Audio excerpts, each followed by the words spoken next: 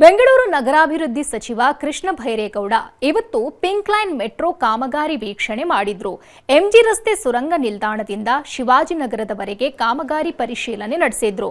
ಸ್ಥಳೀಯ ಶಾಸಕ ಹಾಗೂ ಸಚಿವ ರಿಜ್ವಾನ್ ಅರ್ಷದ್, ಸಂಸದ ಪಿಸಿ ಮೋಹನ್ ಜೊತೆಗೂಡಿ ಬಿಎಂಆರ್ಸಿಎಲ್ ಅಧಿಕಾರಿಗಳಿಂದ ಕಾಮಗಾರಿ ಕುರಿತಾಗಿ ಮಾಹಿತಿ ಪಡೆದರು. ಇನ್ನು ಕಾಳೇನ ಅಗ್ರಹಾರದಿಂದ ತಾವರೆಕೆರೆವರೆಗೆ ಎಲಿವೇಟೆಡ್ ನಿಲ್ದಾಣಗಳು ಇದೆ, ಬಹುತೇಕ ಸಿದ್ಧ ಆಗಿದೆ. ಕೇಂದ್ರ ಸರ್ಕಾರ ಬೇಗನೆ ಅನುಮತಿ ಕೊಟ್ಟರೆ ಉದ್ಘಾಟನೆಗೆ ಸಿದ್ಧತೆ ಮಾಡಿಕೊಳ್ತೇವೆ ಅಂತ ಸಚಿವ ಕೃಷ್ಣ ಭೈರೇಗೌಡ ಮಾಹಿತಿ ಕೊಟ್ಟಿದ್ದಾರೆ. ತಾವರೆಕೆರೆ ಆ ಸ್ಟ್ರೆಚ್ಚು ಎಲಿವೇಟೆಡ್ ಪೋರ್ಷನ್ ಇರುವಂತಹದನ್ನ ನಾನು ಹಿಂದೆನೇ ಹೇಳಿದ್ದೆ, ಅದನ್ನು ಆಗಸ್ಟ್ ಅಷ್ಟೊತ್ತಿಗೆ ನಾವು ರೆಡಿ ಮಾಡ್ತೇವೆ ಅಂತ. ಈಗ ಆಗಸ್ಟ್ ಎಂಡಿಗೆ ಅದು ರೆಡಿ ಇದೆ, ಅದು 7.5 ಕಿಲೋಮೀಟರ್ ಎಲಿವೇಟೆಡ್ ಪೋರ್ಷನ್ನು ಈಗ ರೆಡಿ ಇದೆ.